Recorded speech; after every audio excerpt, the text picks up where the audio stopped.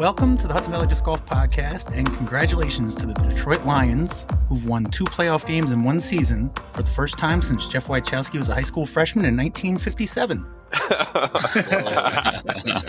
This week, we are joined by Alex, Corey, Jack, and Jaimen, and our guest tonight has been a PDGA member since 2020. He played his first pro event in 2021 at the Minekill Disc Golf Championship and got his first pro win later that month at a USDGC doubles qualifier at CTK, playing with Tyler Calzada. His first solo open win came a year later at the Thatcher Throwdown, defeating the likes of Tyler Calzada, Randy Bemis, and Jason Lasasso. Might be why Jason's not here tonight. Kyle Hirsch is still playing MA1. In 2023, his third place finish at the Stony Coast Scramble, a second place finish at April Showers 17, and a win at the Electricity Classic secured the 2023 Hudson Valley Disc Golf Podcast Co-Player of the Year Award. Welcome to the podcast, Tucker Kozloski. Hey, the koala. Thanks for having me, guys. Thanks for coming on. So how did you first discover disc golf? Older brother who threw a bunch of ultimate lids growing up. That's kind of how I got things started. He got me a 3-disc set from Dick's, pretty much how everybody gets started. Didn't like the putter. I think it was about 143 grams. Just didn't do anything. And then we had the driver that just went left right out of the hand. So I just didn't know what I was doing there. And really just fell in love with the shark. I threw the shark everywhere, and I had 2 of them at a certain point. And that's really just where I discovered disc golf. I played at Heiser Creek at the time. That was pretty much our only course. I think this was about 2015. So I remember I played at Heiser Creek, and I look on the wall there, and I see Jaimen Hume on the tournament list. And I'm like, I went to high school with Jaimen. He's a cool dude. That's pretty awesome. So I always had the idea of like what tournaments were like, especially at Heiser Creek. That place is freaking awesome. And then SPAC came around, and it really just picked up from there. Met a whole bunch of people, and COVID really was the tipping point where I got into doing tournaments, just jumped right into it and ended up having some early success, which was pretty awesome to do, competing against freaking Tyler, Randy, a bunch of killers. So we've all kind of gone from MA2 to MA1 to pro now, and the disc cab division is rocking. Tucker, welcome. I think you've brought us probably, it's early, but the scoop of 2024, and that's that Jaimen Hume was cool in high school. Oh, another layer. It's a version of cool, but I thought definitely cool. He had the ska music, a groovy dude. Shark, that's a mid-range, right? Oh, yeah. Pretty flippy for the hard throwing, but it's definitely like one of the best discs you could recommend to a beginner player. Do you still have use for it? Me and the buddy Brandon, if you see me on the course, I'm pretty much with him. Good dude, friends since high school. We used to throw the sharks all the time. We did a challenge recently. We went to Heiser, and we threw sharks off of every pad, and spent a lot of time in the first available tree. Yeah, looking. Yeah, definitely a lot different. But so what has replaced that as your go-to mid? I'd have to go almost Mako 3, but you can go with the buzz too. You got to have the stability, and you got to have the understable to do the shot shaping, especially growing up playing at Heiser. Like you just got to work those fairways. So I'd say those 2. What's your bag look like now? So I was doing a big push for Discraft. I was going to try working the whole bag to Discraft, and just kind of with a little bit of struggles with especially the putter. I was using the Luna. A little too flippy for me. I kind of started putting with the Shield. I think I own about like 40 of them. So just putting in the yard, I'm always using those. So when I struggled a little bit, I went to the Shield this season, and it just really worked out with like a whole bunch of consistency. Who makes the Shield? That's a Westside disc. It's a 3301. So I believe it's more on the stability side. It might be a 2. Not sure. But I can't get up. My cat's sitting on my lap right now. When it comes to fairways, that's probably my favorite. A lot of my disc recommendations comes from Jaimen. Doing a whole bunch of work with him, been like a huge mentor in my game. And the Leopard 3 was definitely a disc I used fucking all the time. Really great disc. And it depends on the plastic you're using too. I don't use that anymore. I now kind of go with the Discraft Passion. It's an 8-speed, super neutral, I'd say. But I use the glow plastic, and it adds some stability. And I think I've been throwing that for about almost 2 full seasons now. And that's just a go-to killer when you're shot shape in the woods, especially up here in the Northeast. You really got to have control of like your lines, especially playing something like J Park with these wonky fairways. You just got to. Let's calm down. Let's get a little further into the episode before we start talking about J Park. You knew it was coming.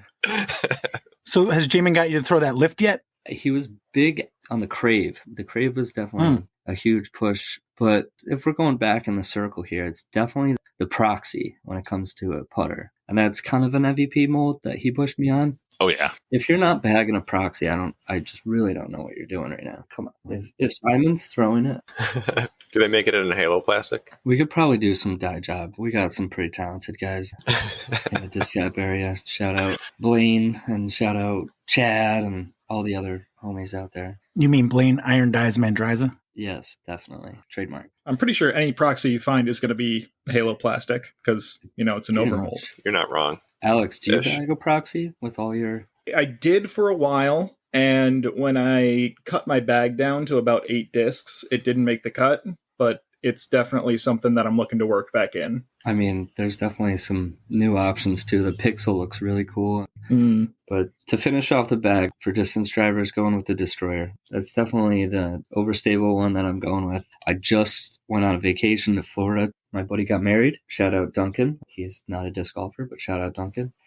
He was down in Florida. I got to play a course down there, and so cool. With the Where in Florida? Landscape. It was in the Orlando area. Oh, did you? What the hell is it called? Frederick? Hell yeah. Yeah, it was sick, man. Don't they have like 3 courses there? There's like 180 acres or some shit. A whole bunch of layouts. It was designed by some older cat who won a world championship back in the day. I forgot his name. Ran into some locals there, talked to them. But yeah, I pretty much had to say goodbye to one of my favorite destroyers, my green beat-in one, perfectly seasoned. The one that actually does what you need to do. I lost that disc. Pretty sad, but other than that, if you're going flippy, I have to say the Halo turn, which shout out Halo discs for Corey Cook.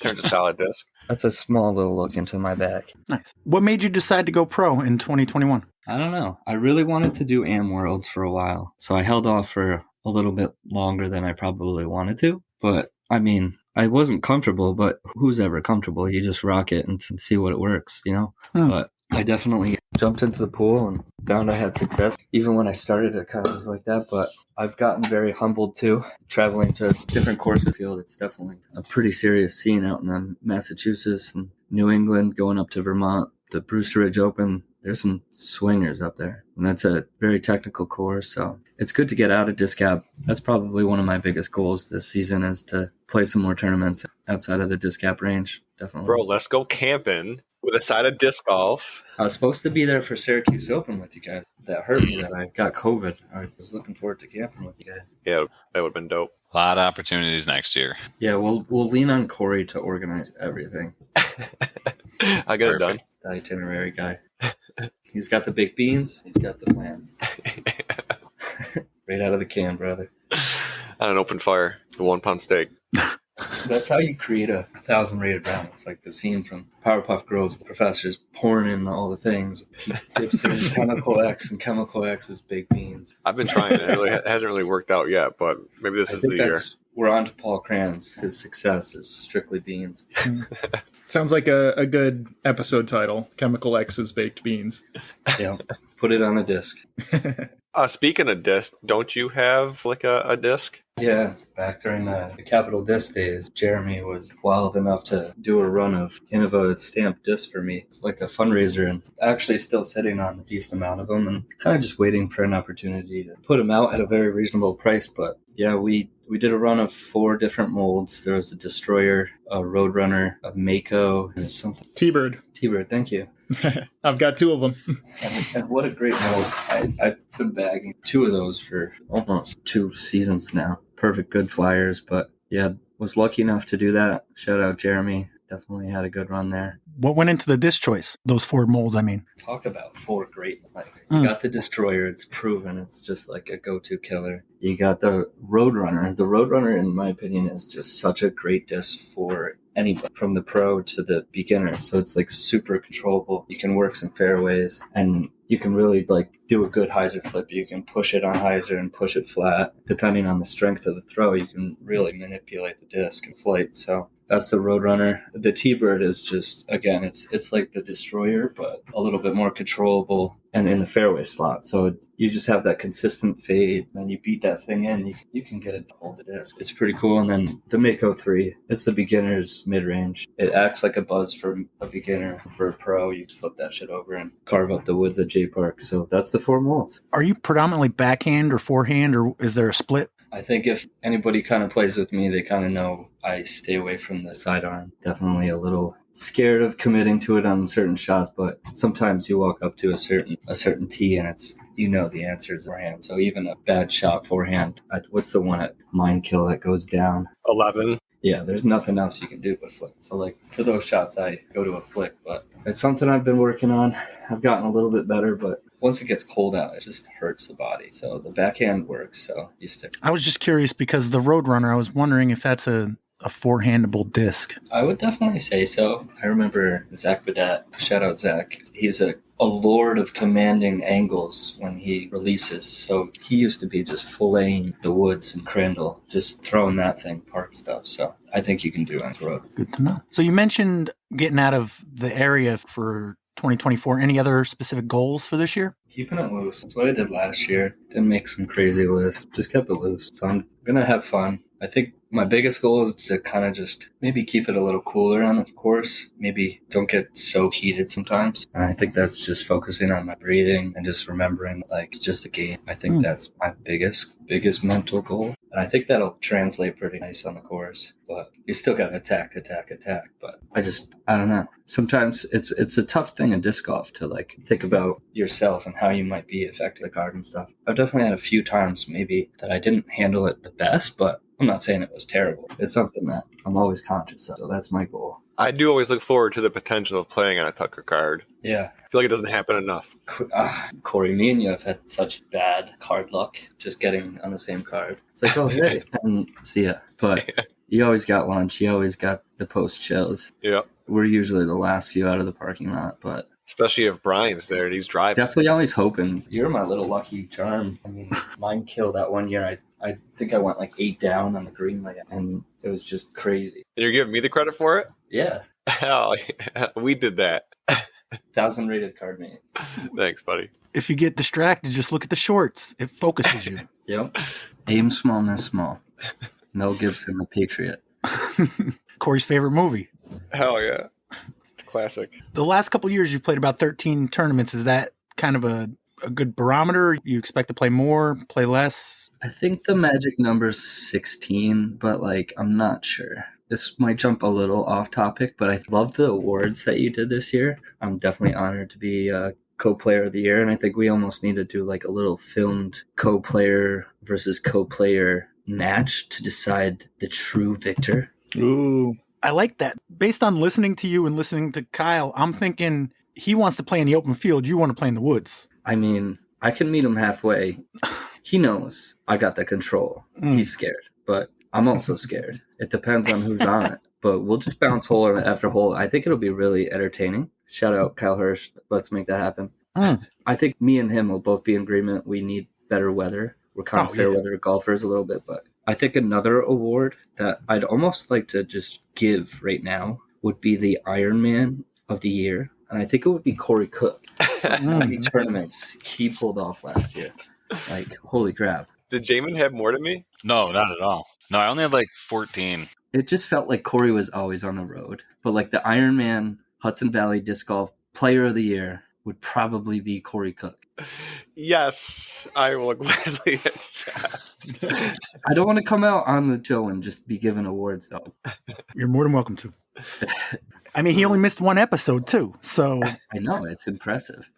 51 episodes and 30 tournaments. Would this just be considered like a glorified participation trophy, though? Like I just participated the most? 'Cause I don't know how I feel about that now. You need something. Sometimes life gives you a bone, right? Yeah, I'll take it. Thanks. Sometimes life gives you a Halo disc.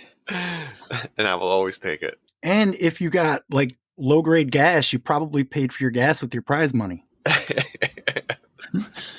Maybe.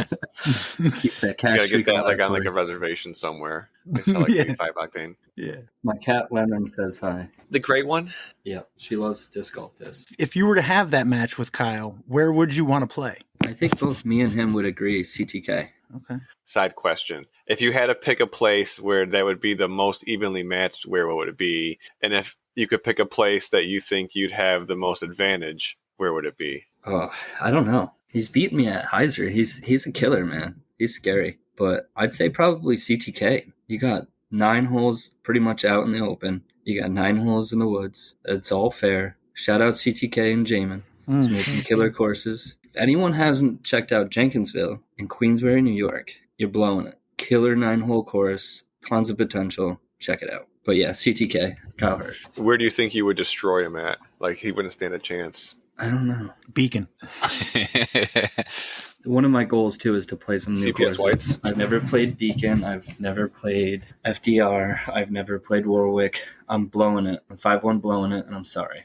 I think FDR. I think Kyle's played it, though, hasn't he? Yeah. Yeah. Well, what made me think FDR was, Pat, you saying that Kyle would rather play open and Tucker would rather play in the woods. I think you get a damn fair mix of that at FDR. Absolutely. But Tucker never having played it, he would kind of lose that woods advantage. That's the only, That's why I'd have to. I don't think he's him. played it too much either. Yeah, definitely take you on the back, Jack. I think it would be fair. Let's do it. All right. Well, hey, I was advocating for you. Or CTK. I'll definitely film it. Leave it up to a vote or something. Yeah.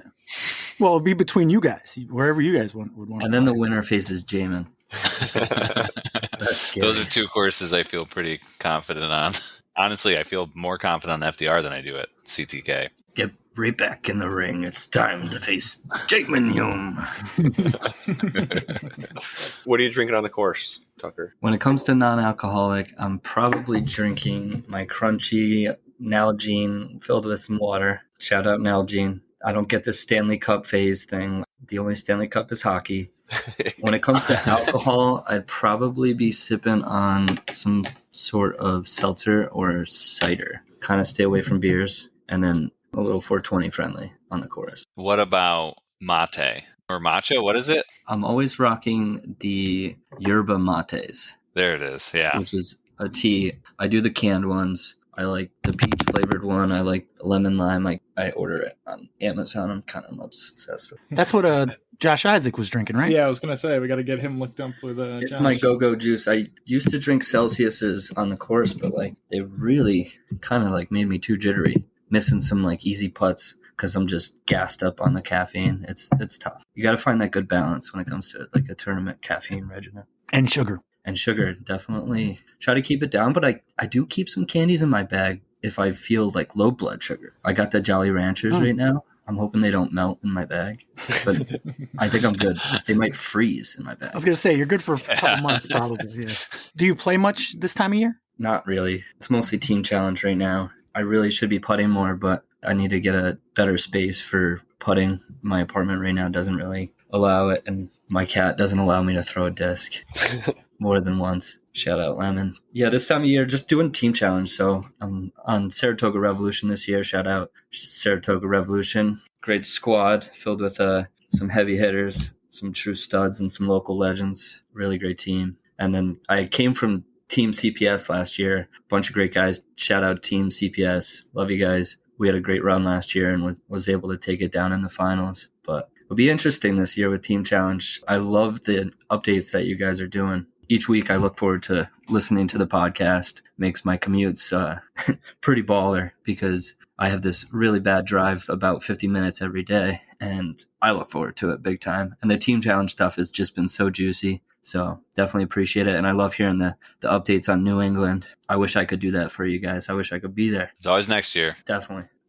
So you don't do New England Team Challenge? No. With the hockey team, there's just so many weekends that we have games. I think about 36 home games we have in a year. And heck, the whole month of December, we had 12 games. So what do you do for work? Kind of in a different situation now, but I worked for the Adirondack Thunder up in Glens Falls. I worked for them for a whole bunch of years. So with the front office for a while, and I also work for the production company. So I do the scoreboard at the hockey game. So if you're ever at a hockey game, I'm the one putting up the shots and doing the replays and my girlfriend, Emily Graham, she's working with me too. Shout out Emily, absolute killer on the graphics. So super good team that I work with there. So do video production, and now I actually work for a company in Albany, Colony called ADI, and it's a wholesale tech warehouse type stuff. So I'm selling security systems and fire systems and access control, and been at it about 2 months now. So it's fucking hard.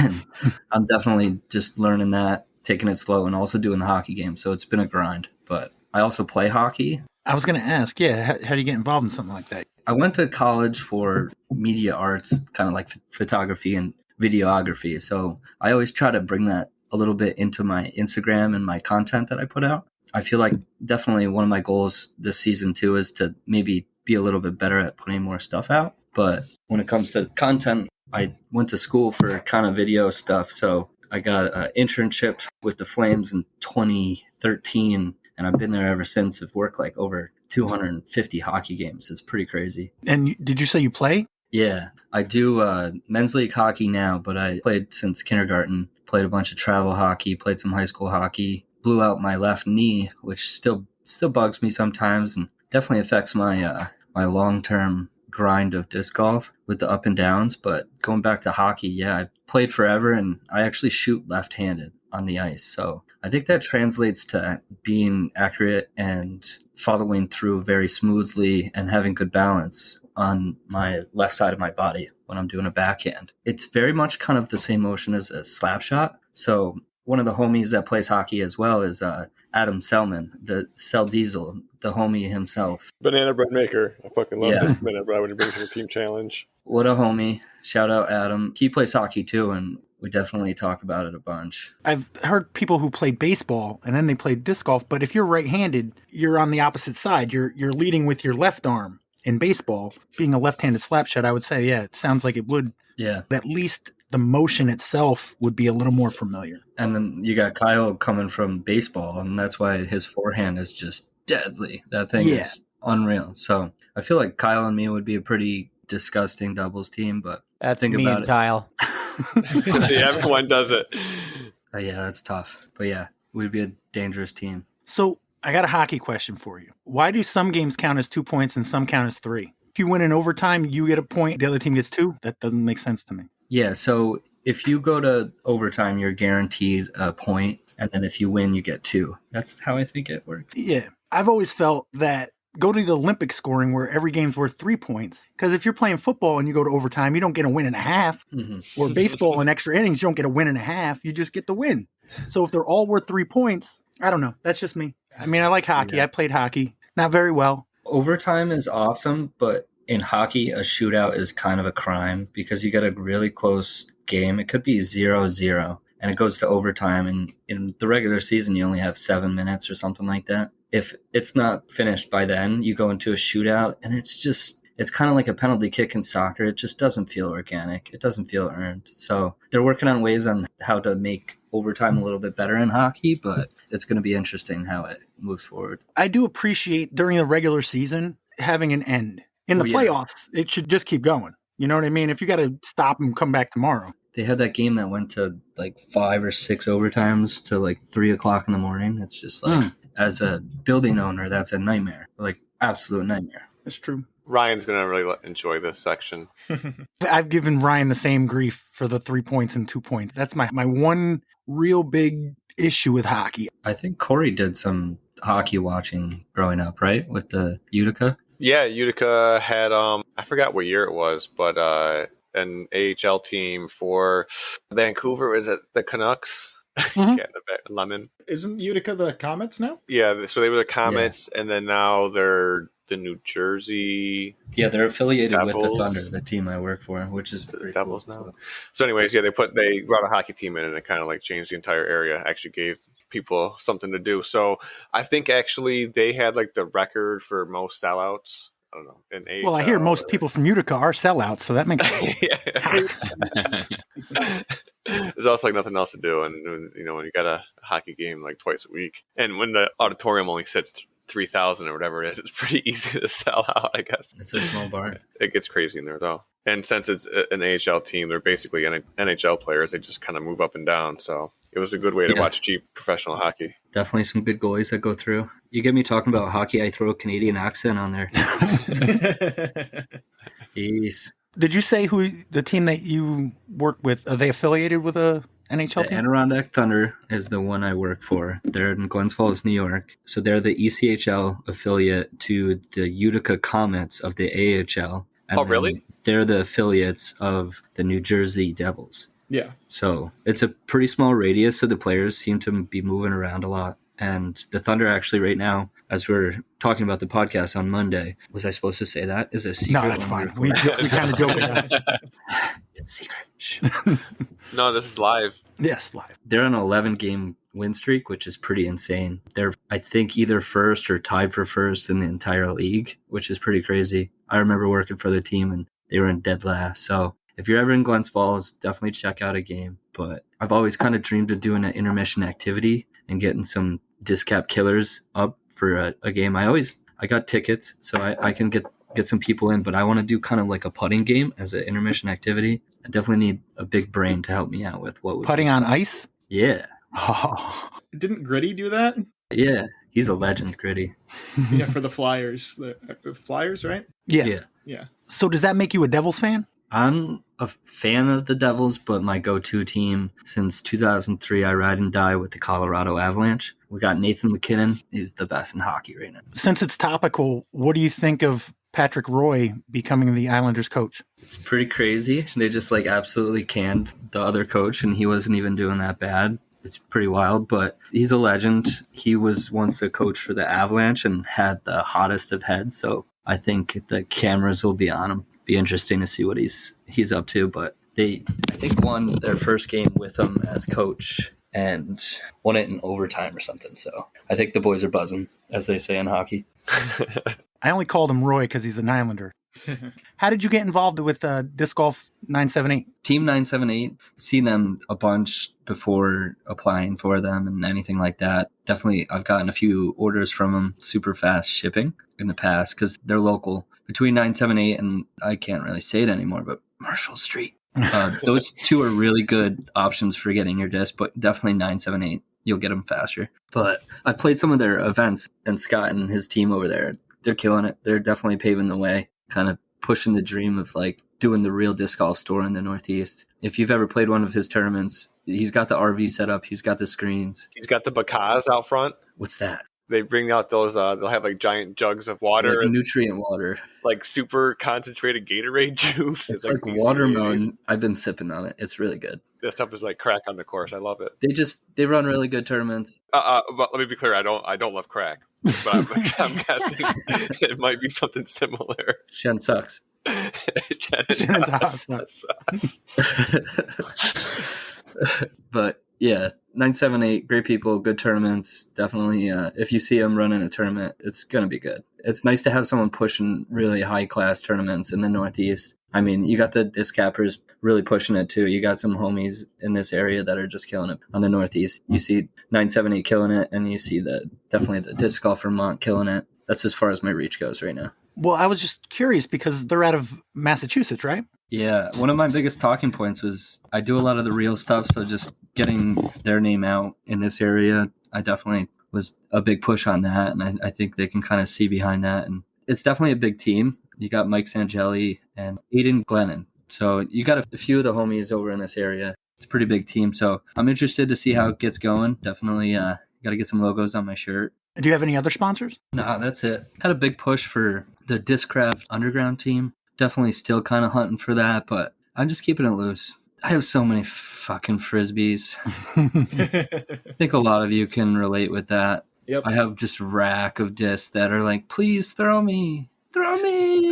And I will, but it's hard, man. It's hard. Well, now, Corey, do you have a question about discs? Okay, I got a question for you, Tucker. Hit me with the hard stuff. Okay, so you and Brandon, right? You guys are hanging out. You guys are going to see some jam band at Saratoga. Yeah, dope. Creed? No, not Creed. No, something like Creed slaps, bro. something more twangy. Creed on the warm-up mix or die. You gotta have at least one. But Jaimen says they're not a jam band, so. Every band jams, bro. You and Brandon are catching the jam band down at Saratoga, and you just had to go to Spa, get a quick 9 or 18 in. 18. And yeah, all your discs fell out except for 3. What are they? What are the 3 discs that you hope are still in your bag when you get home after losing them at the jam band concert? This is such a good segment. I love it. Is this including putter? Not including putter. Your 3 absolute go-tos. You'd have to move down 2 divisions because you lost all of them. I think, do I want to just vibe or do I want to score? Now something that you need to score with. You got a big tournament coming up, Heiser Creek, April Showers. This is for Hudson Valley Disc Golf Podcast Player of the Year event. Yeah, This was the day that you and Kyle had something to do. He's done for if we play at SPAC. Okay. Yeah, 3 disc challenge at SPAC. Shout out SPAC and all the killers there, all the people who put the time in the shovel and do all this stuff and just play it, keep it safe. I would destroy Kyle Hirsch at SPAC. With what 3 discs? Baseline proxy. I'd be putting with that shit. Probably a buzz. I don't know. This is harder than I thought. You picked the easiest course. T-bird for the fairway. Do I go stability? I'd probably go stability for the mid-range because I could do what I wanted with the buzz, with the proxy, for the most part. It's back. Baseline proxy, ESP Discraft Wasp, and a Star T-Bird 3 173.3 gram. Did you weigh it yourself? Because I know that Edmund likes to do that 173 to 175 I'm just bullshit. making up a number. Okay. I think this should be a thing. 3 disc challenge, little fundraiser tournament there. We fundraise for trophies for next season. Tucker, you said you played Team Challenge. I think Jack had the only Team Challenge match this week. We want to go over that. So, Jack, who did you play and where did you play? We played Team Tank. We played at their course in Oak Crest Grove in Sandwich, Massachusetts, which is a fancy word for saying Cape Cod, I guess. It's Corey's favorite place, Sandwich. Yeah, I'll take a sandwich. We were 16 men and 3 women, which matched what they had available. We left some people home because it was a haul and a few people had some things come up, but we still brought exactly as many people as the home team brought. Did you go out early? Yeah, most of us went up Friday afternoon and got a look at the course. I did not get out of here in time. I was trying to set up for this match, and then also Xander had a gig Saturday night, so I was trying to put his PA together before I left. What's PA? I mostly did. It stands for public addresses. It just means the speakers that the band gets heard through, and the mixer that mixes, the key, really for us, the keyboards and the vocalists. Because I wasn't going to be there, I snagged Craig Abbott to be their sound guy. Nice. And he came and rehearsed with them on Wednesday, and they gave him COVID. Oof. Yeah, so 2 Xander's bandmates ended up out and they had to be replaced, and Craig, who was irreplaceable, was not replaced. So Xander had to kind of wing it. All of which by saying I did not get up there in time to play the course, but a lot of other guys and the ladies did. It's a fun track. It's a new track. It's one of those courses like you can tell it's going to be good, you can tell it's going to be fun, but there are just 0 recovery lanes. Like if you got off the fairways, which are fair, but if you got off them, you're mostly pitching out. There's no kind of recovery shot there. They are stacked, as at least Alex knows, but I think you're hearing it around the league. Like they're just stacked. They're going to plow through the D pool and they're going to head into the C pool really, really strong. To give you an idea, their number 10 guy is rated 965, so sort of number 10 as I had them ranked. Yeah. And our number 1 guy is Antonio Albert at 963. That's the middle of our order, looking at 965 if we went top down. Well, Antonio, it looks like he put up a good showing against Dylan. Absolutely did. Scared the crap out of him. Yeah. Well, that's 2022 Hudson Valley Disc Golf Podcast Player of the Year, Antonio. Player of the Year, that's right, which carries weight when you get up into Massachusetts. No deal. He's a shooter, man. He's a shooter. No doubt. I will say we really did quite well. Like if you dive into the scores in singles, we lost 5 matches by 1 up. Yeah, I'm seeing a ton of those. A couple of 2-1s, there 2 were ups. 4 matches that were either 2 ups or 2-1s, and there was a push. So 10 matches that you would have to say like could have gone either way. It came down to a pud or an OB or a lost disc, and so we gave them hell in singles. And then the real trouble comes when you play these guys in doubles and you start marrying up that kind of talent, and there will never be enough mistakes to really let you in. One of those pairs shot a 40 on us. Yeah. Yeah. What's par? 54, was it? Oh, so barely under par. No par fours? We ended up playing shorts because Okay. the first round really dragged. So we ended up playing all the shorts in the second round. So I think there were no fours in there in the second round. So I imagine that's a 54. Yeah, so I'm seeing 212 downs, a 14 down. Yeah, those are some crazy numbers. Yeah. And, we had a couple nice scores, but nothing like that. No. You guys competed pretty well in the first round, but you're down 10. Was it 14.5 to 4.5? Yeah. What was the thinking as far as doubles? Was it trying to get as many points as possible, or was it trying to win? It was really reps for our good chemistry doubles teams. I wasn't trying to win the match, and I could have pushed for points, but points is pretty much a lost cause for my disc golf team this season. We cannot get to a place where we can get enough points to break a critical tie. And frankly, in some ways, the match was an exercise to begin with. But doubles was definitely an exercise of putting people together to sort of increase their good chemistry and get these teams more reps together. And they shot great, actually. Like, Antonio and Dan, who come from, basically the top and the bottom of our order, shot a 45, which is what Kyle and Silvio shot. And they're a really strong team. Adam and Rob with a 48. Logan and Chris Lucier shot a 45. Kenny and Eric shot a 44. Kenny's not quite up at the top of our order. And, Eric Bowers is pretty dead middle. So I'm actually really happy with how our teams produced on the other guy's course.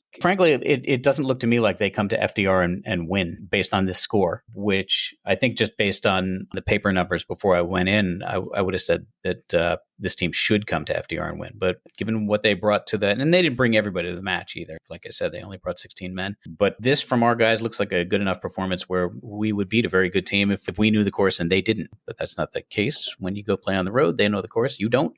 And man, we had a really great meal Friday night. And Nice. that's what it was. What about Saturday between rounds? That was the spread. The spread was good, and like the most welcome part of it was that it was indoors. Yeah, so I mean it was 12 when we started playing. Got up to a nice balmy 18. Oof. Towards the end of the day in maximum sunlight, which you couldn't achieve because it's pretty thick woods. But thankfully, they had breakfast for us and lunch for us indoors in a nice little space that, for anyone who's been around and played some Team Challenge, was somewhere between like the Borderlands clubhouse and the clubhouse that's on the second floor at the Bellamy course. Okay. Not quite as nice and well appointed as the Borderlands, and probably closer to the size of the thing above the pro shop at Bellamy. But man, you were just thankful to be inside with heat at that point. And I understand the food was good. I never eat. I'm such a terrible reporter of this. I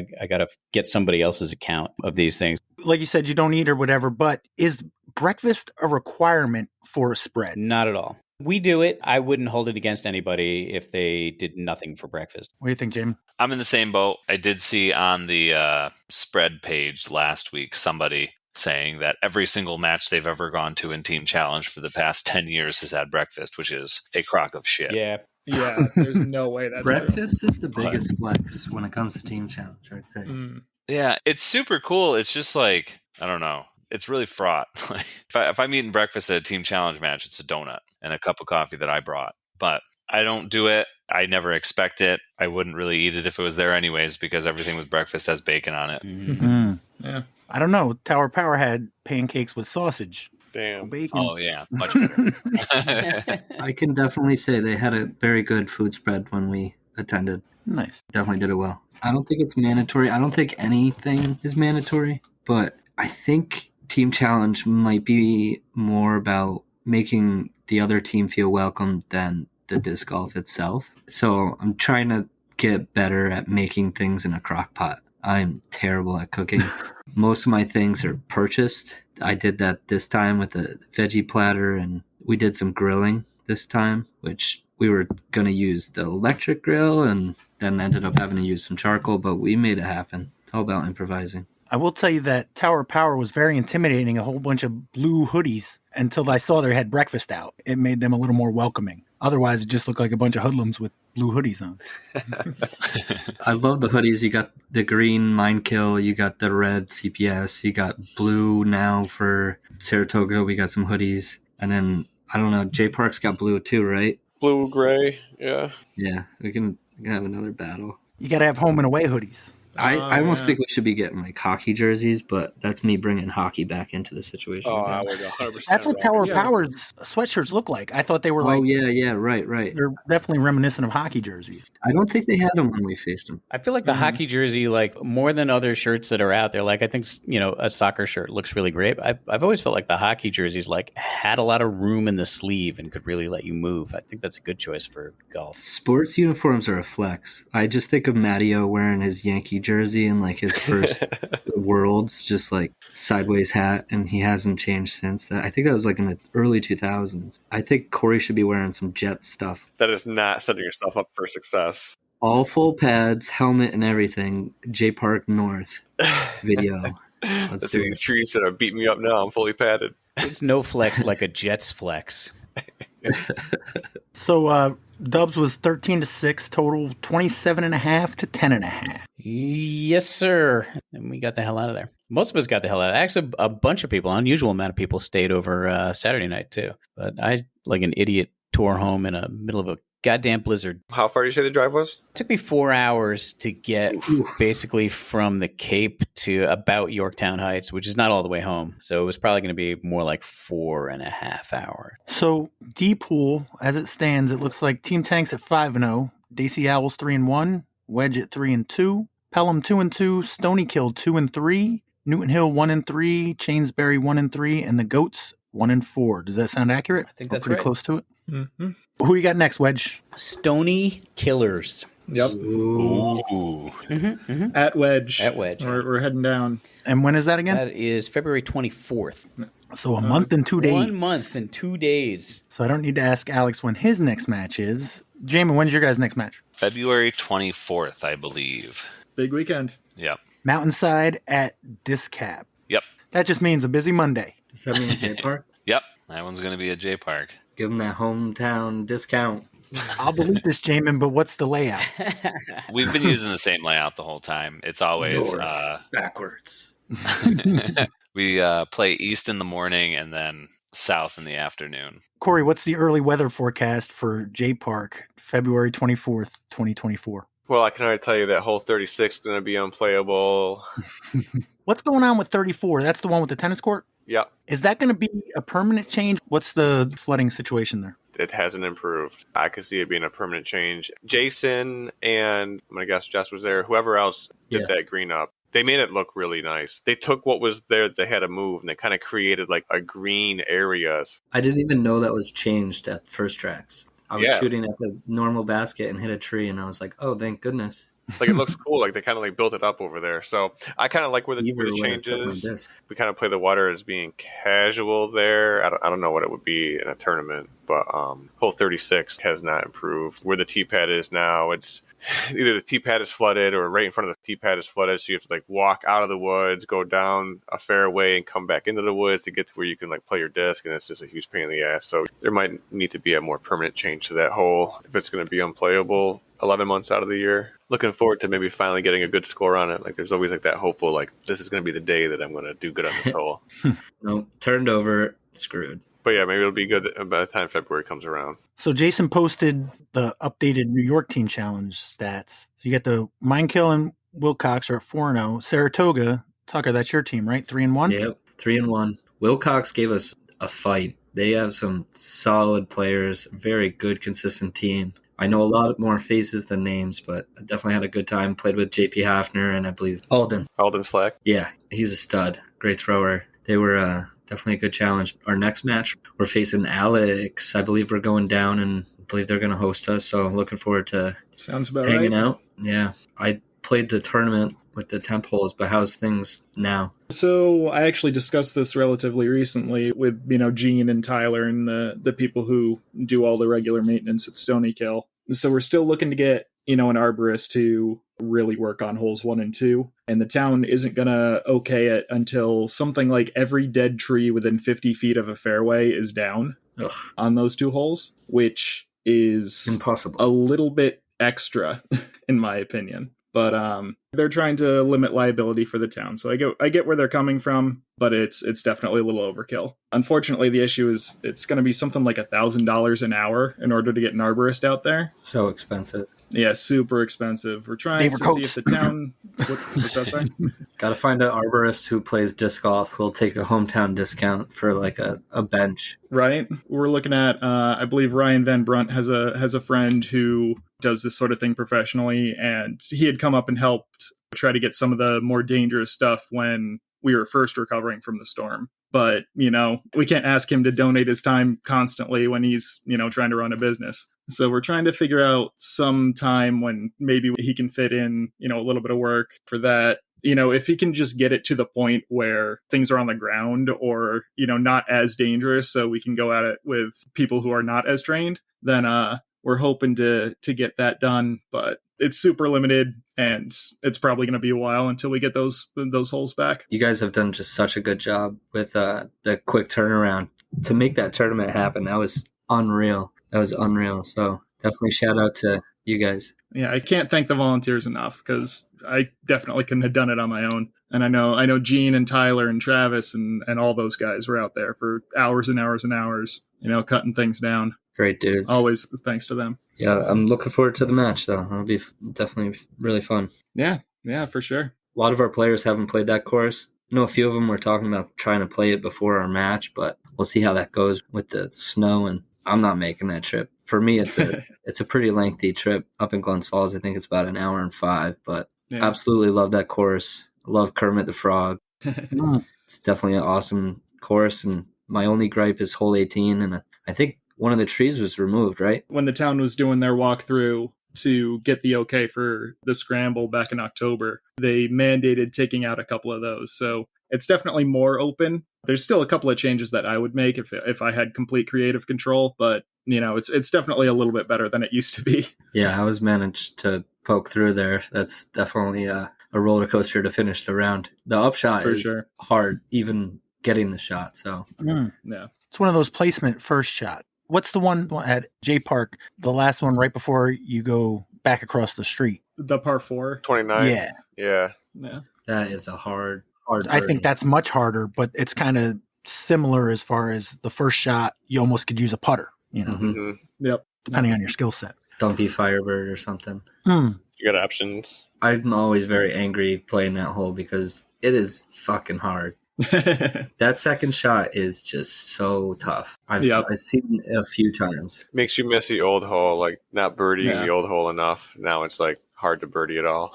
Yeah. I will say the one thing about 18 at Stony Kill that I like is that I've seen success with distance drivers, fairways, mid-ranges, and putters. Whatever you want to throw off the tee, you can do something there, which is something that I think is a little bit tough to achieve. One might say multiple compelling options. Yes. I don't know if they're compelling, but they're options. Like I said, Saratoga Revolution 3-1 in third place. Beast of Burbines at 3-2 in fourth. Central Park Roses at 2-2 in fifth place. Chatham Hill Country Club 1-3 in sixth. Geralman's Garage at 0-4 in seventh. And the Tower Power 0-5 in eighth. Looks like Tower Power and Beasts are the only ones that have played their neutral match. Anybody got anything scheduled for that? I saw Jason posted for Mind Kill trying to get ideas and had some bizarre ass ones. All eyes are on that matchup for the neutral match for Mind Kill and Wilcox. That's going to be important. I saw Warwick, Beacon, FDR. Yeah, I'd like to see him go somewhere new. Don't get me wrong. I'd love for them to come. Beacon's a half hour. Beacon, it would be the dumbest thing. If Mind Kill was upset about playing lights at Tower Power, they're going to hate Beacon. If their big benefit is having long arms, it really doesn't serve them. Warwick, I think that Wilcox would just have that extra benefit of having played it. Yeah. I don't see either of those as a viable option. It's 2 hours for me to get to Mind Kill, and Warwick's a half hour further, maybe 40 minutes further. So I don't see that as being really even viable. Jaimen, how are you feeling about that match? I think it's going to be a good one. I'll be there whenever it is. I haven't really looked at Wilcox's roster too much, but oh right, you're the team captain of disc captains, right? Not. Oh yeah, I'm just along for the ride in New York Team Challenge. That's right. And honestly, there's a solid chance I'm not even playing. I'm just saying from my perspective. You're undefeated. You have to, bro. I am one defeated. I lost my doubles match. Oh, thanks to Jeff Wojciechowski. You're fine. That's on Jeff. Yeah, you blame that on Jeff. 100%. You're a glue guy. You're important for the team. You're a locker room guy. You try it together. Yeah. So last week in disc golf, January 15th through the 21st. I'm not going to do an over-under because it's basically just putting leagues at this point. Monday, January 15th, 9-pin cider disc golf putting league. Another week, another 63 people. Tougher than the average layout, but a few folks still managed to tear it up, including Caitlin Clay with a score in the cash and the only ace of the night. Sniper. So Corey must not have been there. Nah, I fulfilled my promise of going that first week. I will try to return, but for now the debt is paid. Do you know how many weeks it's scheduled to go? Somewhere between 3 and 20, I'd guess. I like it. Maybe 6 or 9. Yeah, no, somewhere between 3 and 20. So in the casual, Kenji Klein had 14 points and Matt Knopf won it with 15 points. As far as the paid, had 3 people who came out with $5. That was Ryan Martin, Kate Clay, and Ben Pickering. Pete Lauber came in at second place with 15 points and $15. Where was this? In Albany. So Troy or Albany? Albany. I haven't heard Pete Lauber's name in a dog's age. He was down by us and maybe Lidge too, but I haven't heard his name in a long time. You heard it here. I heard it here. Second in the Hudson Valley Disc Golf Podcast. Wow. Came in fourth place with 15 points Sniper. and $15. Third place with 16 points, got $20, was Chris Santo. Fellow Bullfrog thrower, just want to mention that. Chris Santos And puts hockey with Bullfrogs. enthusiast. Sadly, a Rangers fan. Yeah. Chris Santos my hero now. Good guy. And a tie for first with 18 points and $30, Kyle Moore and Joe Karen, who is apparently over his COVID. Good job, Joe. He's a putting machine. He was my Hey, Dubs Kyle. partner for our last team challenge. So shout out Joe, just absolute putt lord. We brought it down. I think we had the hot score of the Dubs, the W's. Maybe second hottest, but Heck yeah. So that was Monday. Tuesday, there was nothing.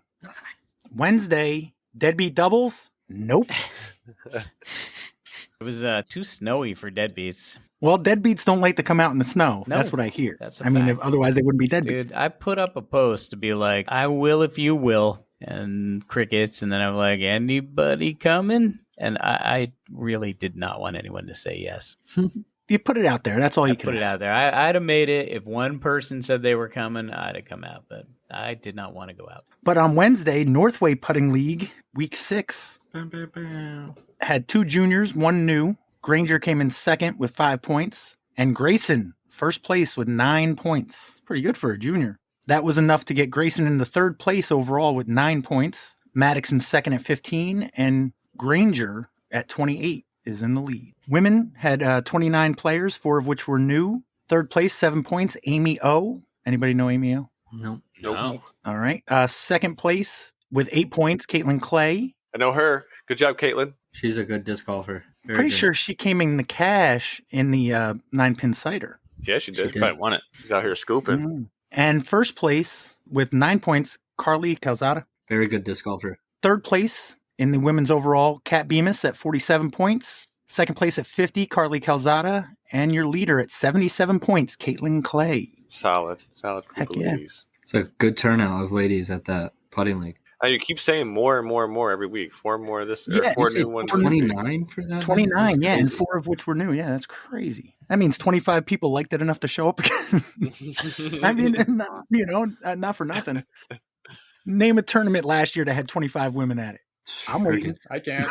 Over in the men's, 67 men, 3 of which were new, had a 3-way tie for second with 15 points, Jay O'Leary. Cody Miller, also with 15 points in second place, was Joe Riley. Another putting machine up in the Glens Falls area. Yeah, absolutely. They all had 15 points, but your winner with 20 points, Jaimen Hume. He's on fire this season. Mm. For anyone who hasn't been to the Northway Putting League, it is hard. I'm more of a drive for show than a putt for dough. And man, for 20 makes, the bogey free that Jaimen hit, this guy's killing it. So the hats off to Jaimen here. Crazy. Thanks. Jason pointed out last week where even Jaimen had 20 points, but that's out of 36. It's hard, man. These shots aren't putts. I pulled the top scores, but if you scroll down, there's a lot of single digits out of 36. So no doubt, yeah. it's tough. I think I had like 8 this season once. It's tough out there. You get a beer in my hand, I'm chilling. Well, that's how Corey putts. So Yeah. Bullfrog, beer, and beans, brother.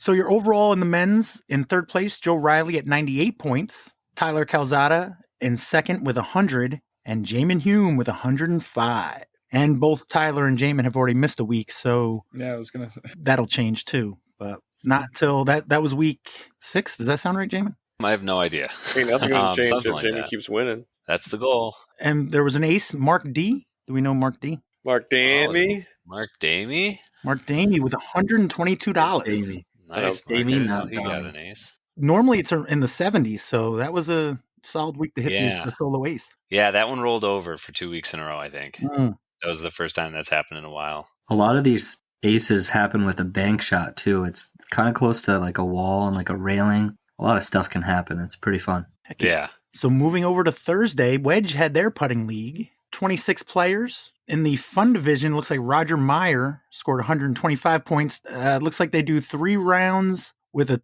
total possible points per round of 75. So 125, not too shabby. In the amateur division, Sean Ryan came in third at 126. Alex Hoyle in second at 129. And your winner, Steven Oliskovich, had 166 out of, what's 75 times 3? 75 times 3 is 225. Out of 225. That's if my math's correct. Oh, I'll do the math later, but had 3 women. It looks like Kristen McDonald beat Barra Jones by 1 point at 117 to 116. Close one. Yeah. Over in the pro division, Zach McDonald came in second to Adam Gutman with 157, which means I think this is the second time of 2 weeks that Steven Oliskovich in the amateur division had the highest score of the night. I think he works close by, at least in week 1, maybe week 2. He has come early to help set up, so maybe he's benefiting from some karma and extra practice. And maybe he's putting them like right where his putts go. Exactly. The old Ernie method? That's exactly right, yeah. The Ernest Martin Jr. method of course design. Throw a forehand and put a basket where it lands. Looks like bonus second round, forehand turbo was between Eric Bowers and Adam Gutman. Corey, who do you think won? I want to go Eric, but I feel like I have to go Adam. I should have gone with your gut. Eric Bowers, 56 to 48. Oh, was that considered a blowout? No, that's not that. I don't know. If it was 3 rounds? I don't know. Should have relied on old Eric. Yeah. Tried and true. I mean, you got to figure if he's playing MA2 a lot, he's going to throw a lot more forehands because he's going to be out in the woods and such. You know. Now if it's up to Jack. That's true. I don't know. I threw 3 forehands on Saturday. How do you feel? That's how bad my match went. I got myself into a position where I have to throw a shot that I don't have 3 times. And you became a better disc golfer because of it. You got 3 more shots of practice in. I think it's all wear and tear now. I think that's 3 less forehands that I can throw with the rest of my life. Also on Thursday, we had the only non-putting league of the week. That is the Disc Beat Club Season 3, which might or might not be week 10. They played Stephen P. Wallace, regular tees 18 holes on the whites. Third place with 2 points, Mark Stryker. Second place got 3 points, Greg Kurtz. And your winner with 4 points, Kevin, don't call me Cranky, Cronky. Good job, Kevin. Good job, Kevin. Which puts the overall standings in 5th place with 20 points. We got Sparky Spalding. 4th place, 29.5 points, Greg Kurtz. 3rd place with 30 points, Mel Gallagher. 2nd place, Kevin Cronky with 36 points. Only a half a point behind your leader at 36.5, Mark Stryker. Tight battle. And if this is week 10, I'm pretty sure they're going to do 77 weeks. Moving on to Friday, Beacon Putting League, week 7. 3rd place, 116 points was Phil. Just Phil. 2nd place, again, 126 points, Zach McDonald. And your winner with 131 points, Josh. Just Josh. Saturday, Bridgeport Singles League, A pool, Elliot DeLapp won the A pool with an even par. And the B pool was won by Manny Arias at a +6. Saturday, we also had fall Saturday singles at Bomber Disc Golf at Griffiths Park. That was won by Ryan Fish with an even par. And then on Sunday, Cranberry Sunday Handicap was won with an even par by Todd Springer. Panthorn Rando Dubs, full 18 white, was PJ Bergeron, -2, playing Cali. Long Island Sunday Dubs, ABC pairing, layout BOGE, the bogey, +3A red, was Hayden Cavalli and Steve Calcagno, shot a -10. And to finish it off, we had Wedge 2024 Winter League, run by one John Hafner. Yay! JP. Some of you may know as JP Hafner. I don't know where the P comes involved, but they had 24 players. I like JP.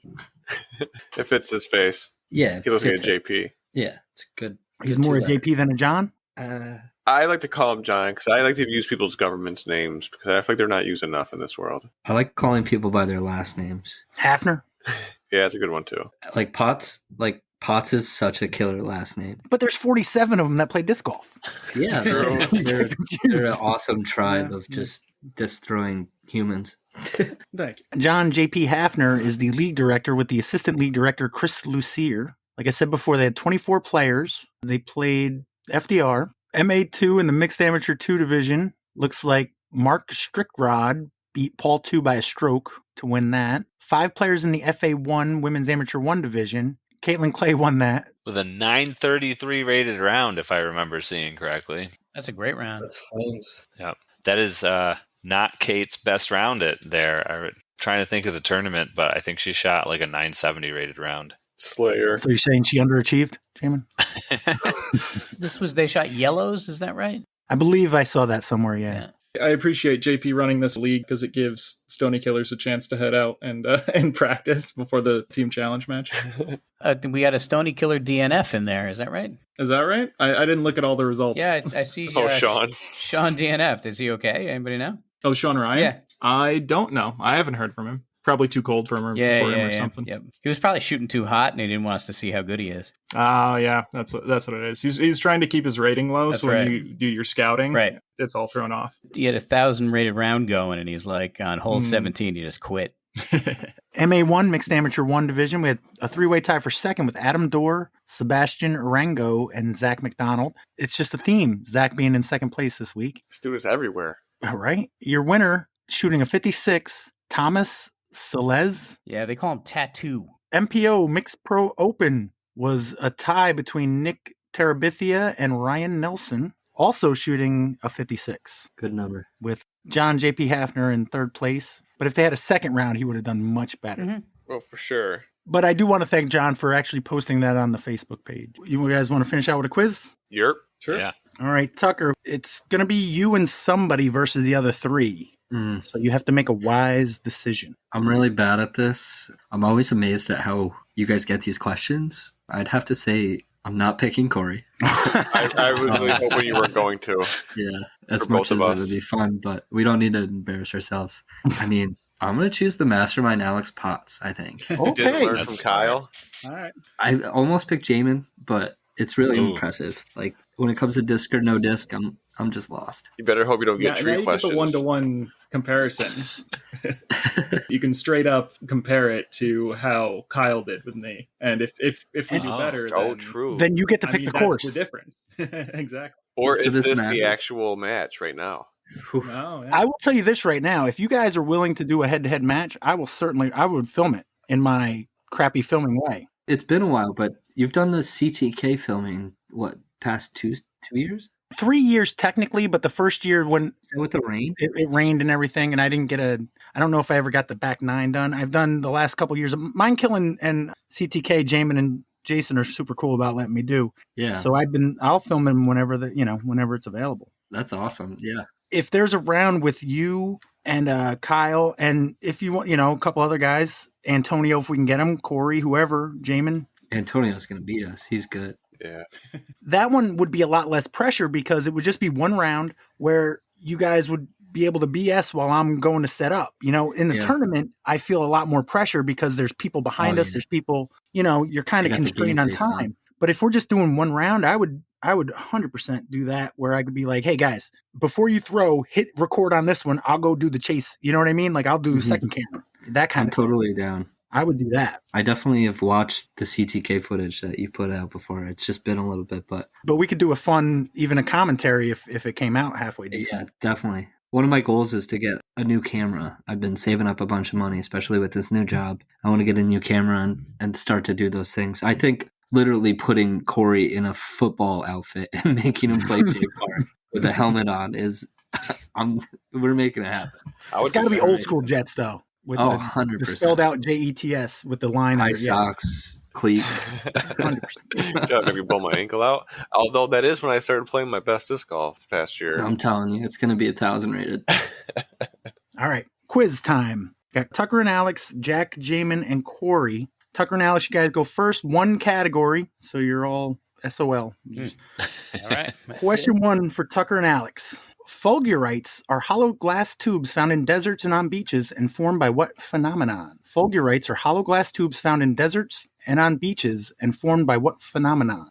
Oh, man. This is me and Tucker, right? Yep. I want to say it's lightning. It's like lightning strikes the sand and it makes right? a thing of glass. Not 100%, but I feel like that's it. Do we need the name of what that is? We're looking for the phenomenon, so I think it's lightning. I think you're right. I was literally going to say sand on sand, but then you just get more sand. So I'm going to stop talking.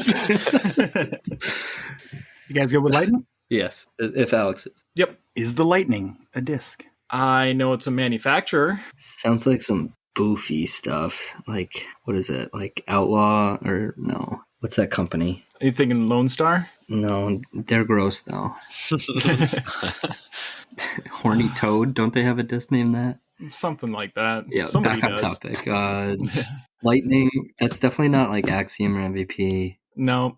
It sounds like an off-brand though. You would have to throw like a Lightning. I mean, it sounds like a great name for a disc, but the thing that's throwing me off is that it's also a manufacturer. And I'm not sure. Like, I feel like if there was already a manufacturer, I don't think they could make a disc that was the name of that thing. But I don't know. You're a salesman. You've sold my me. instinct is no.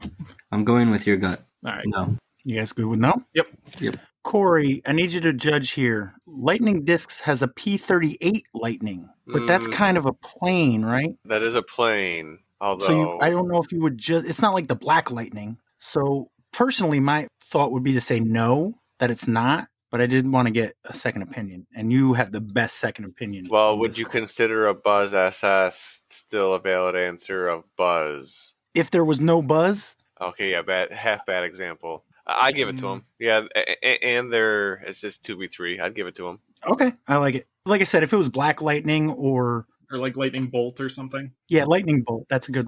Alex he's awesome. Big brained. But Lightning Discs makes the P38 Lightning. All right. Jack, Jaimen, Corey, question 2. In standard Western chess sets, what piece is topped with a cross? In standard Western chess sets, what piece is topped with a cross? The king. Oh, what's the queen look like? Right? The queen? Yeah. Kind of like a king without a cross on it.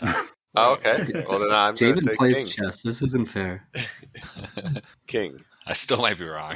Nah, you're right. Okay. Let's That's go with what that. I think. Yep. Yeah. Is the king a disc? Yes. Yes. I think it's a West Side distance driver. Yes, because of course it is, Pat. West Side Golf Discs, November 16th, 2010. Tucker and Bohansky Alex. throws this. That was a lot quicker. Now you guys are stressed right off the bat. Like, right back to it. Question 3. In an Alfred Tennyson poem, what legendary monster sleeps far, far beneath in the abysmal sea? In an Alfred Tennyson poem, what legendary monster sleeps far, far beneath in the abysmal sea? We're not talking Nessie. No. Not the Kraken, right? Kraken's not out of the range of possibility, but I don't think that's It's what not it more is. of it's not the deep dark.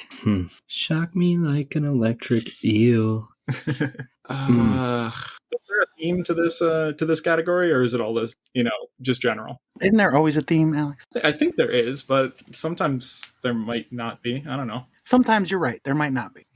Neptune. It's up to you to determine whether this is one of those times, Alex. I don't have a great read from King and Lightning. Ocelot? No. No, Ocelot's a cat. I'm just thinking of Pokemon. This is brutal. Yeah. The only thing that's really coming to mind is Cthulhu. I'm down. Yeah, that's the only thing that's really that I can really think of. You guys good with that? Yeah. Yes. Yeah, I think so. What do you think, Jack, Jaimen, Corey? I like Kraken. You like Kraken? I did like Kraken. That's kind of what I was thinking. He also said Poseidon. I like Poseidon too, but Kraken sounded Poseidon's better. not a monster. Poseidon's like a god Yeah. of the sea or king of the Okay, sea. well, I'm sure some people probably viewed him as a monster. I'm sure he was a monster. He was a bastard to his wife and kid.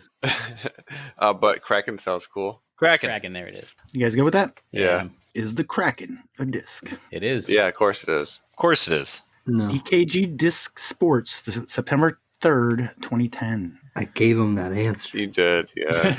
It happens. happens, It yeah. always happens. Yep. Question 4 for Jack, Jaimen, Corey. If I've made a Faustian bargain, who have I made a deal with? If I've made a Faustian bargain, who have I made a deal with? This is a Jack question. Isn't it the devil? I'm going to defer here. I don't know what Faustian means. Oh, what? I thought that was totally in your Wait.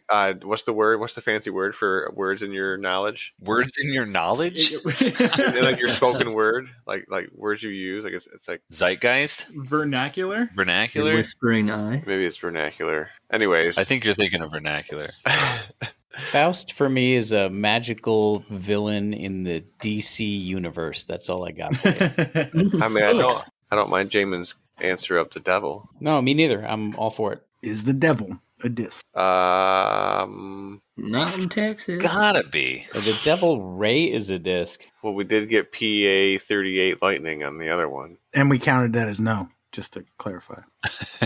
I would say like is or will be, which is often a reason for me to say yes. Yeah, and I would say yes, the devil's a disc. Of course it is. Yeah. I'm sorry, no. Oh. Yeah, that makes sense. We've got a Tasmanian devil, a devil hawk, and a T-devil, but no devil. Oh, I didn't even think about the T-devil. Yeah. All those angry church people are like, Yeah, I was gonna say. I think that would turn off a large. All right, Tucker and Alex. Question 5. The name of what wild canine now found across the U.S. comes from an Aztec word? The name of what wild canine now found across the U.S. comes from an Aztec word? 99% sure it's a coyote.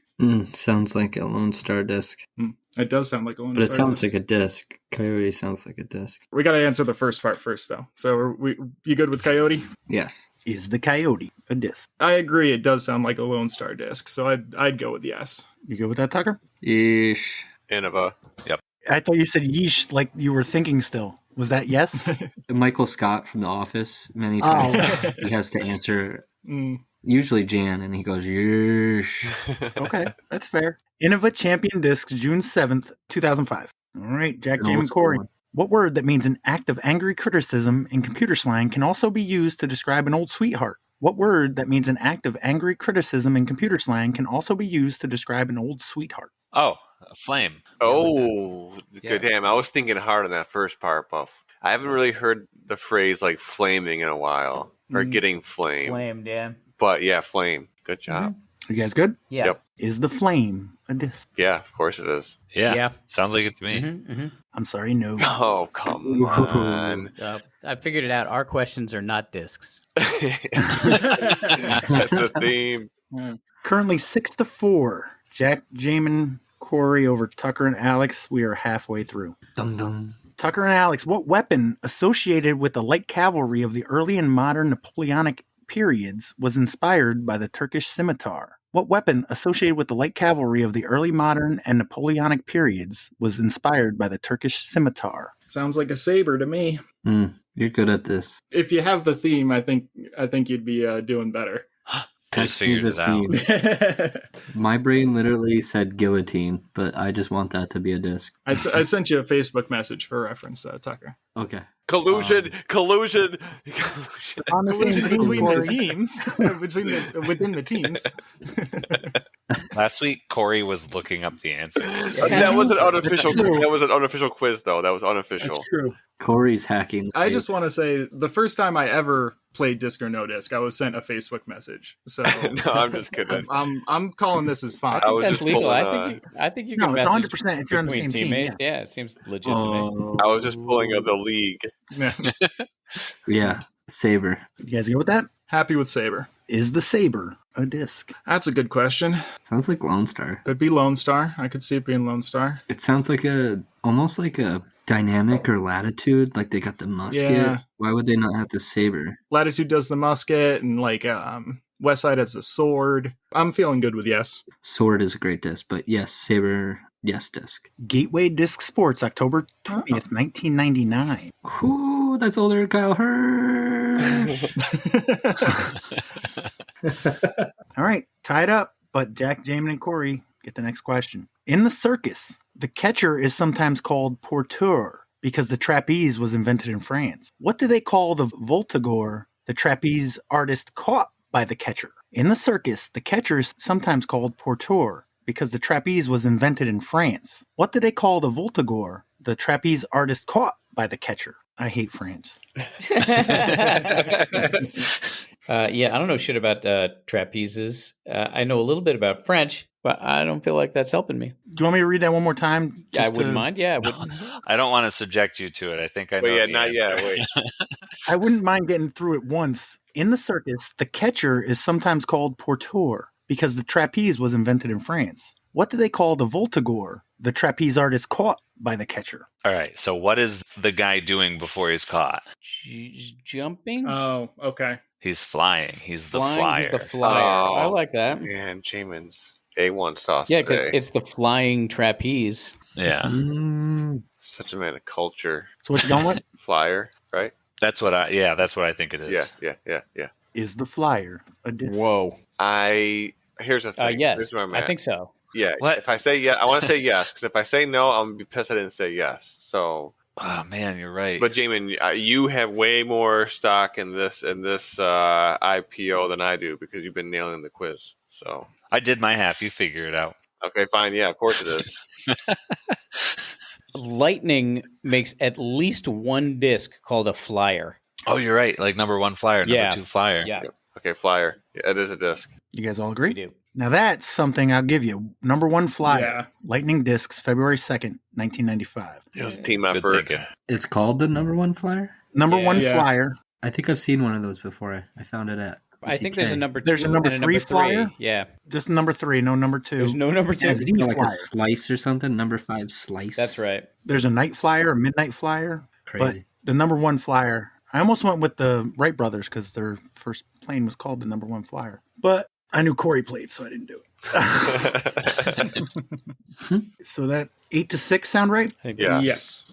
All right. 4 questions left. Tucker and Alex. Chevalier is the French. Why do I keep doing French questions? Chevalier is the French equivalent of what British rank of honor? Chevalier is the French equivalent of what British rank of honor? I just got the theme. I'm so stupid. Chevalier. The gears are turning. I feel like everybody's got the theme at this point, right? Yes. That was a very suspect yes there, Corey. Who are you Corey's suspicious over? back in general. I think Jack just said he had it, and Jaimen said he had it. Yeah, no, I got it. And I know Tucker and I have it. Yeah, I had it after the Sabre question. Yeah, if I got it, everybody's got it. So we're looking at NHL teams that are also ranks in the Army. And for some reason, I can't get Cavalier out of my head, and that doesn't make any sense because that's a basketball team. You got like Senator, you got Oh, Capital, Canadian, I don't think it's the Canadian. Blue Jacket. Blue Jacket's pretty. It's definitely not Penguin. Ranger, I like Ranger most of the things I've heard so far. King. I already did King. Oh yes, good memory. I write them down. Oh, it's because it's a newer team. It was slipping my mind. What about Golden Knight? Oh, could Or be is the that could too be- old school? Could I hear the question again, Pat? Chevalier is the French equivalent of what British rank of honor? Rank of honor. That is Knight sounds very good. I like that one. Yeah. Yep. You guys good with that? I think we're good to Knight. Yep. Is the Knight a disc? Good call. Is the Knight a disc? Doesn't feel like it. You know, it would be probably be a West Side disc. I know the West Side pretty well. Yeah, I don't think There's a gatekeeper. But not on it. it seems like such an obvious They're gonna hear like us and is or make it. will be type of thing that maybe like Gateway snapped it up before West Side could get it. I feel like it should be. I can't pin down a reason, but I think it is. Yeah, there's some pretty bad names for this. There has to be a take. Yeah, Yeah, let's say yeah. Right? I agree with yes. Okay. You going yes? Latitude 64, February 25th, 2016. No matter how many times you've heard a bad disc name, there's always one worse out there. Yep. That's the one thing I've learned, if anything else. All right, Jack, Jaimen, Corey, what North American national symbol is an anagram of the words pale flame? What North American national symbol is an anagram of the words pale flame? Okay, so what's an anagram, Jaimen? All the letters are mixed up, Corey. And what do you say? Anal flame? Pale flame. Pale flame? Yes. Sail, flame, pale. Maple Leafs. Yeah. This, Jaimen, you're so smart. He knows I'm trees not- really well. Is the leaf a disc? Should be. Is or will be. Yeah, no, of course it is. Of course it is. I'm sorry, no. Oh my god, we are getting burned. I'm going back to the theme is not Yeah, I hockey told you what the teams. theme was. Yeah, it's our answers aren't disc. You're very much letting us get back into it by missing all the not Yeah. disc or no disc parts. All right, Tucker and Alex. Back by 1 if I've got the math right. Yes, 9-8. Well, this is close. In Walt Disney's Jungle Book, what type of animal was Bagheera? In Walt Disney's Jungle Book, what type of animal was Bagheera? Bagheera. It was a panther, right? I really should have watched that movie a little bit more. I was definitely Lion King heavy. Mm-hmm. That sounds right. I'm down with Panther. He was a big cat. He was black. Yeah. He's Pretty got sure the- it was a panther. Yeah, I know it. And I know what you're Panther talking is a team, right? I'm not confusing that with a about. Yeah, the NFL team. Florida Panthers. Yeah. Okay. Pretty solid bunch. Yeah. Is the panther a disc? Any animal is generally a good bet to have Innova make it. They've got the leopard. Yeah, I'm feeling pretty good about yes, unless you have strong feelings. They got the cheetah. I don't hear it very often. For some reason, I don't think it's Innova, but yes, I do think it's a disc. All right, happy with yes. Happy with yes. Innova Champion Discs, July 26, 1993.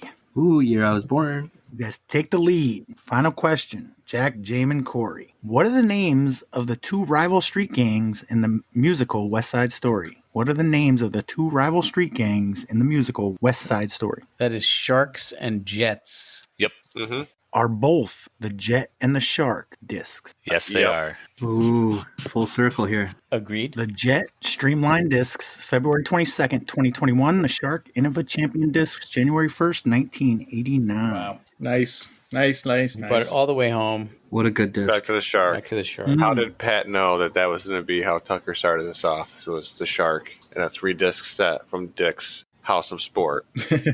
Experience. House of Sport. We must protect this house. Tucker, what NHL team name celebrates Ohio's contribution to the winning side in the Civil War? Blue Jackets? White Dwarfs, Red Giants, and Blue Stragglers are all types of... Stars. Lucky Charms. Yeah, Stars. Yeah, those were the ones that didn't make the cut. Yeah, that's fun. All right, congratulations, Jack, Jaimen, and Corey. That puts Jaimen at 3 wins for the year. Jack Ooh. at 2, and Corey at 2. How's he going to blow it? Probably in a spectacular fashion, just like usual. Just want to apologize for talking you out of Kraken on that. On the only one they stole there, Tucker. That one's on me. Good. You held your own. You were an absolute mega mind. So definitely no regrets picking you. We put up a better fight than me and Kyle did. Yeah, you guys did. Before I hit unrecord, Corey, what do you have on your ratings update? So I mentioned a couple episodes ago how I got like that letter in the mail from the Nielsen TV ratings thing. They gave me the $2, and we talked about how if I fill out the survey and send it in, they'll give me 5. Well, I never did that. I pocketed the 2. I bought an empanada at work for breakfast, and I left it at that. You bought a $2 empanada? Yeah, there's this kid that his mom makes empanadas, and then he brings them into work and sells them. They're delicious. But then, I just ignored it. I never filled the survey out. I got everyone telling me that they're going to start spamming me. Well, then I checked the mail today, the day we were recording. I got another piece of mail from Nielsen, and now they're offering me $10 to fill the survey out and send it in. So by ignoring them, I've effectively doubled my earnings potential That's for a lot of answering the same empanadas. questions. Yeah. Hell yeah. They say staying silent is one of your strongest tools in a negotiation. So it seems like you're doing something right. So I think now my time is worth for the $10 to answer these 16 questions and then roll the dice on getting spammed for the rest of my life. But how can you say no to $10? Yeah, I mean, if they keep sending you money with the spam. I just thought it was really funny. Yeah, and I think that's by definition not spam. Yeah. If they're paying you to do something, then Yeah. true. Instead of stealing your money. Now, wait a minute. Corey, did they send you $2 in an envelope? The first time, yeah. That's wild. Yeah, that's what I said, dude. I thought it was fake. Yeah. And they sent it to you in one of those envelopes with the plastic film on it so you could see into it. And it's just, you see the $2. Right? I saw it. Like I said, I thought it was like one of those fucking fake dealership things. Yeah, nobody pays extra for the plastic film anymore. You know? So yeah, they want you to see it. It's just crazy. I got to the 10, so I am curious to know if you fill this out, if you go any further. But I believe the $10 one was much longer and much more involved. I think I'm going to take the $10. I'm going to reinvest that into some NFTs, and then I'm just going to work my way up. All right. Well, thank you, Alex, Corey, Jack, Jaimen, and Tucker. Thanks for coming on. Hope to hear from you soon. Yeah, thanks for having me, guys. Absolutely. And sweet up, Hudson Valley. Thanks, Pat. Thanks, Tucker. Thanks, Pat. Thanks, Pat. Thanks, guys.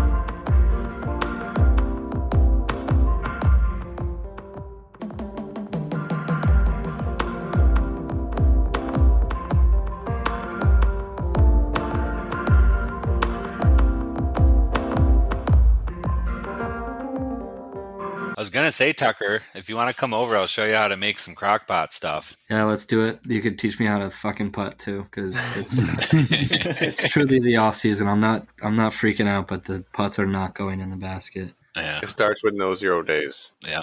It's been pretty helpful. I've got a practice basket in my backyard, and I've got one in the basement too. If you ever want to come over and putt. Yeah, definitely. You got the somewhat new crib. That was a few months ago, right? In Glens Falls. Yeah, so it's like the garage right now. I'm getting it set up so that I can practice driving in there. I just threw all the discs in the basement the last couple days, so they're out of the garage. You said you got a tech disc, right? I heard that on the pod. Yeah, I haven't used it yet. I've been like trying to get everything set up. Everything's all over the world. You're gonna have a true training facility in your house.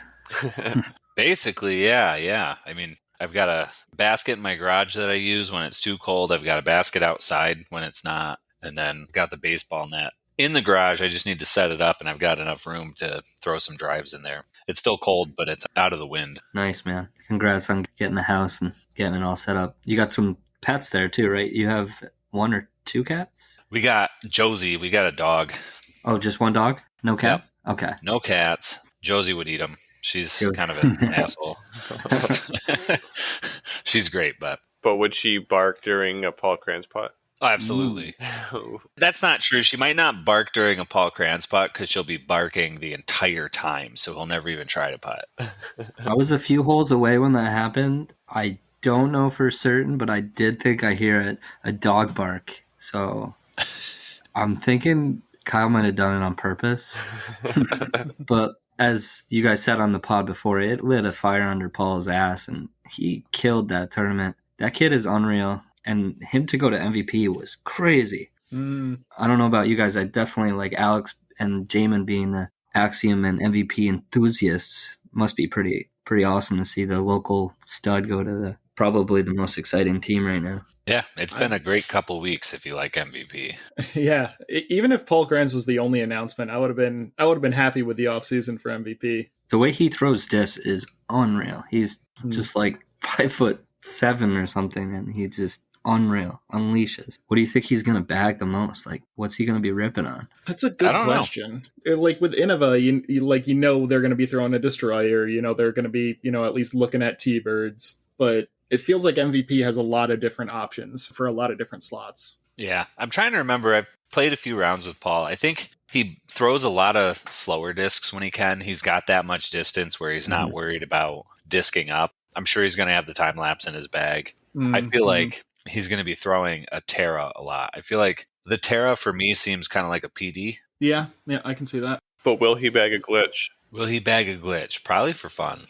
I bag a glitch. Yeah. Are you using it on the course? I generally throw it in the bag. It's in the putter slot. I got the proxy, the glitch, and the Challenger OS as the beefcake. But I usually throw it on an average 1 to 2 throws, and it's usually to get out of trouble. It usually works. Yeah. Nice. I haven't put one in the bag. I've got one sitting around, but I got to use it. My gripe with it is it's the upper part bag too, but my glitch is kind of like wobbly, and it's just I need a warm summer day to put it on my dashboard to make it flat. It's going to be a while for that. The only plastic they have for it is that Neutron Soft, which can definitely get a little bit warped if you're not careful with it. Although they did come out with the Eclipse ones, with the Gyropalooza boxes. Is that the glow? Yeah.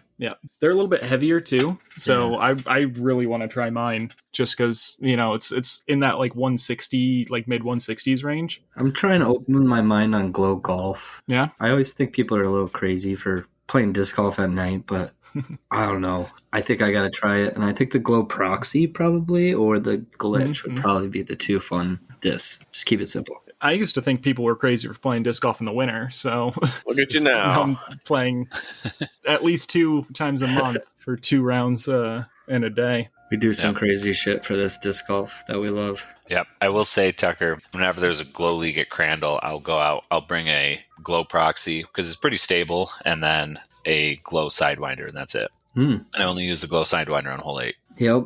I can't believe you've aced that hole. That's just every time I'm like, I'm gonna join the club, and I don't. It's kind of close, but that's a It's guess. there. You just got to keep it in the air. I mean, you can throw far enough. The Crandall Ace Club. Join it today. Usually on hole 1. Yeah, there's a whole bunch of fun ones. Talk about a fun course and a great community up there. Shout out Jill Elizabeth Hogan. Thank you.